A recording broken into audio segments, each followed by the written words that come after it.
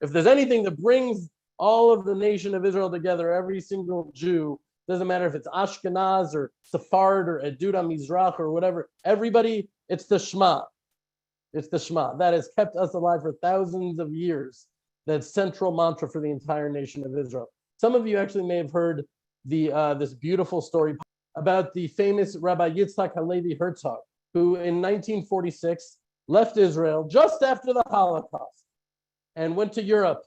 And he was visiting these various monasteries, the few righteous monasteries who agreed to take in Jewish children whose parents sent them there to these monasteries in hopes that they would survive. And so Rabbi Herzog turned to the Reverend Mother of one of these largest monasteries. And when he arrived there, he thanked her and he blessed her and the monastery for endangering themselves in hiding these Jewish children. And he requested that the monasteries turn over the children to him so he can bring them back to the land of Israel to be raised by their people, by their nation, by their families, not by their actual literal families. In almost every case, their families had been murdered, but to go back to their people. And the story goes that the Reverend Mother said that she was more than willing to turn the children over to the rabbi, but she said that they couldn't keep records. And by this point, they already didn't know who was who.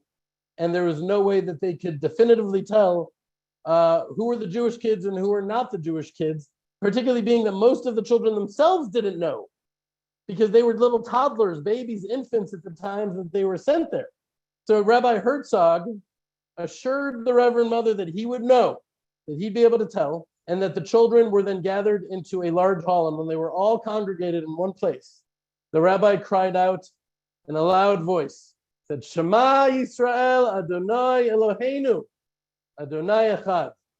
He bellowed out, Hear, O Israel, the Lord our God, the Lord is one.